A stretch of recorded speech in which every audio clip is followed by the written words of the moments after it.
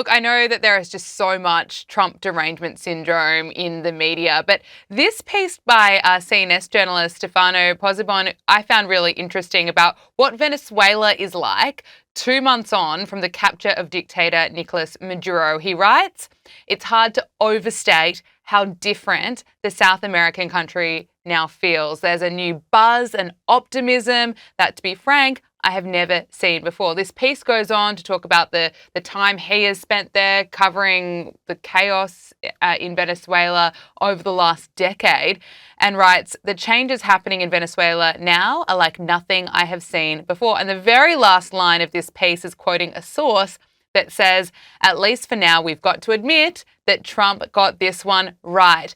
John, can I get your assessment? CNN admitting that Donald Trump got this one right.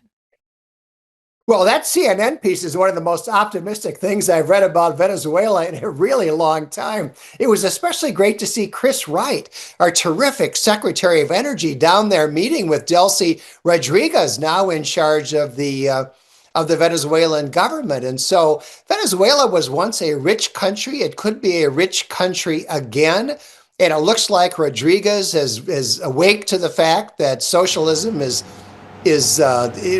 idiotic, and they need to get back to a free enterprise economy. I think the real question, though, is what is the position of Venezuela's army? It is the army that keeps unpopular dictators like Chavez and Maduro in power.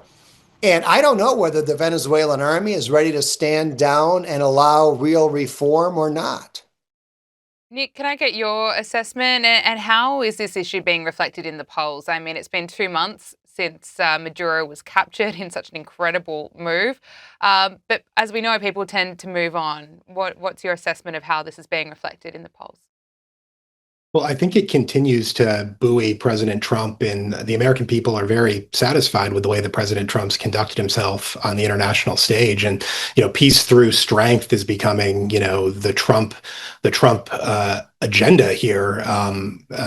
Certainly, when you look at Venezuela, but what I think is potentially even more compelling to the American people, the further that this develops, is we're at a stage right now where the number two to Chavez is admitting that socialist policies don't work, and that we need to go back to these market-based principles.